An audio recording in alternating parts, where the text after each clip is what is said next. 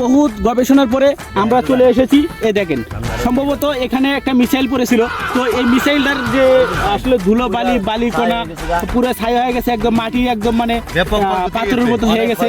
তো সেই ক্ষেত্রে আমরা রিসার্চ করতেছি, যদি কিছু পেলেও পেতে পারি, যদি টামা থাকে, আমরা বাঙালি হিসেবে এটা পেলে ধন্য।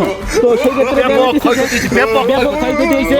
আসলে যে মিসাইলটা যেখানে পড়ছে, তো সেখানে তার আসলে মানে আমরা মাটি তো মানে একদম পুরে ছাই হয়ে গেছে খামা। তো আমরা আসলে কামাল ভাই এবং হানিফ ভাই তারা দুজন খুঁজতেছে যে আসলে ভিতরে তামা পাওয়া যায় কিনা। তো আমরা তামা খুঁজতে থাকি, আপনারা সঙ্গেই থাকুন। একটু দেখেন তো তামা কোন জায়গায়। বিশাল কিছু ক্ষতি এলো। আহারে এ তো তামার মতো লাগতেছে। আরে পুরো তামার মতো লাগতেছে। এই যে তামা পেয়েছেন? হাই কাম তো সারিয়ে লাইছেন আপনি। মেম্বার সাহেব তামা পাইলা মেম্বার সাহেব তামা খুঁজে পেয়েছে। তো আপনারা সঙ্গে থাকুন।